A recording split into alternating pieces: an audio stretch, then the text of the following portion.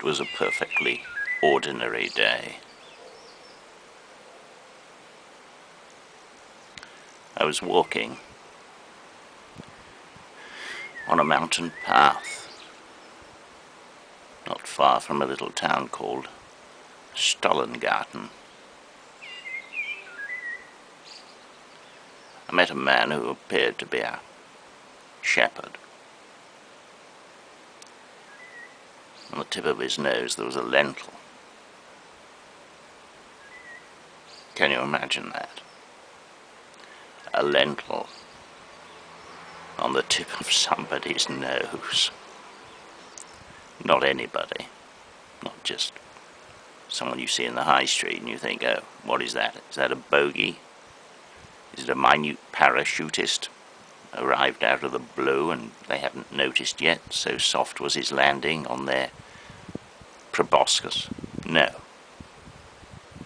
This was a perfectly ordinary alpine shepherd, very near the little village of Stollengarten, where I was staying in a hostelry. I'm talking about the 50s, early 50s. Things were different then. Everything was a bit quieter. The quarries hadn't yet begun their exploitation and ravaging of the earth in order to make space for the ever-expanding human species. Anyway, I was out butterfly collecting. Such was my breadth of hobby in those days that butterfly hunting fell within the remit of what I did for pleasure.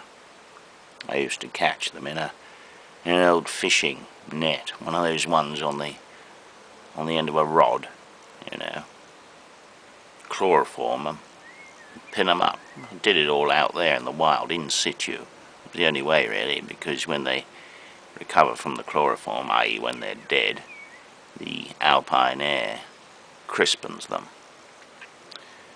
Anyway, this particular day I met this shepherd, and there was the lentil, and as it was, I was feeling a little bit peckish, so I endeavoured to engage him in conversation, hoping at some point to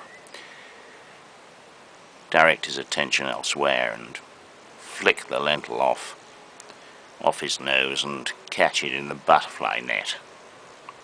There wasn't a lot to eat in those days. Rationing was still in operation and things were a bit tight all round. As a matter of fact, they're very tight.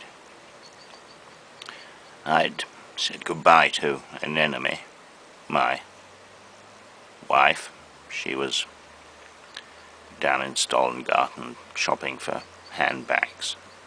She had a marvellous collection of handbags. I can't tell you what a breadth of taste that woman, what a marvellous collection. I believe it's going to be on show soon in London, and the show is going to go around the world. And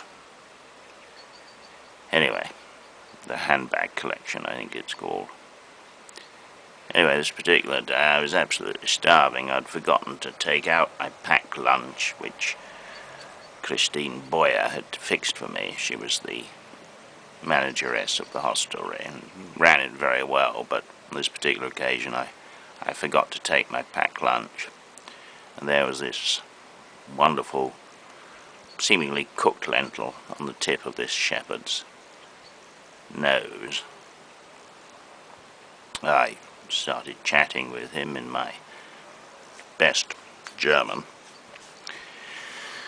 and every time he did something like that, I worried, because I thought the lentil would fall down and get lost in the undergrowth, but it seemed to be pretty well ensconced there on the tip of his nose, and it was a red lentil, easily identifiable against the sallow pallor of the man's skin.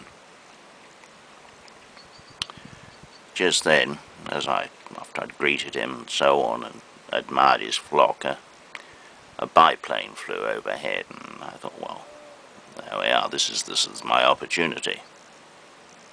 So I pointed up to it, identified it as a Maryland 4-32, which he didn't seem particularly interested in, but he did glance up, and as he glanced up, instead of sticking to my original plan of flicking it off with my index finger, which is what you'd imagine, no, I didn't do that. I swung around and brought the butterfly net down crashing on his nose, which actually had the unfortunate effect of landing on his skull and sending him into an unconscious state for a moment. The sheep, realizing what was happening, they all started barring, and I nearly said neighing, but of course they don't neigh. Something else that neighs, I can't bring it to mind at the moment. Anyway, they all start barring and hollering and running around like someone stuck a firework up their posteriors, and man's lying there. I get out my tweezers, which I use for the butterfly endeavours, get the tweezers and pick the lentil off. True enough, it is a lentil, exactly as I thought. Put it on my finger and munch it. I can tell you I felt well satisfied after that. It was a very, very filling meal. And I just disappeared. I melted into the mountains. I didn't want any comebacks, because the firm, I'd already cost the firm's insurance policy a bit too much on a previous holiday of mine, you know. And anyway, got back down to Stollengarten and met an enemy, and we had a very nice lunch at Madame Prisky's. She does a very nice bread roll and some wonderful, wonderful mussel soup. You should try her seafood platter. It's absolutely fresh as a daisy, fresh as a daisy or a tulip or a forget-me-not. So that was a typical day for me in the Alps, and most enjoyable. We rounded it off with a tea dance at the Biergarten on Lower Plinkhoff Strasse, which you may have heard of, or you may not. It's very doubtful whether you did or did hear of it, but you have heard of it now.